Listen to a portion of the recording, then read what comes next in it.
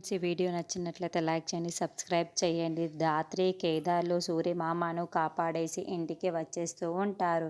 ఇక ఇద్దరు పీటల మీద కూర్చొని ఉంటే నల్ల పూసలు గుచ్చిన తాళిని కేదార్ చేతికి ఇస్తారు.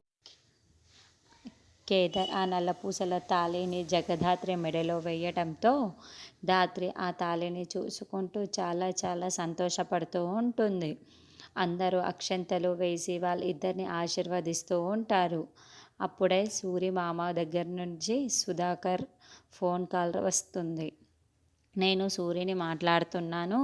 నేను మీ ఇంటి బయటే ఉన్నాను. ఒక్కసారి బయటికి వస్తావా అని సూరిమామ సుధాకర్ వాళ్ళ ఇంటికి వచ్చి బయట నిలబడి మాట్లాడుతూ ఉంటాడు. ఏంటి సూరి, నువ్వు బ్రతికే ఉన్నావా? ఉండు ఇప్పుడే వస్తున్నానని చెప్పి సుధాకర్ పరిగెత్తుకుంటూ బయటికి వస్తాడు. అదేంటి బాబాయ్ ఇంత టెన్షన్లో బయటికి వెళ్తున్నాడేంటి అని కౌశికి కూడా చాలా హడావిడిగా ఏం చేస్తున్నాడో, ఎక్కడికి వెళ్తున్నాడో అని చూద్దామనేసి కౌశికి బయటికి వస్తుంది. ఇక సూరిమామ బయటికి వెయిట్ చేస్తూ ఉంటాడు.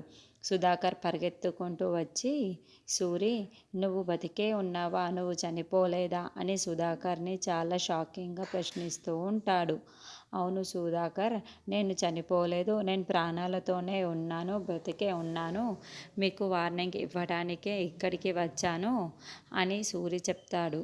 ఏంటి సూరి, ఏం మాట్లాడుతున్నావు? దేని గురించి మాట్లాడుతున్నావు అని అడుగుతాడు. కేదార్ని ఇంకా ఇలా అన్యాయం జరుగుతూ ఉంటే నేను చూస్తూ ఊరుకోను.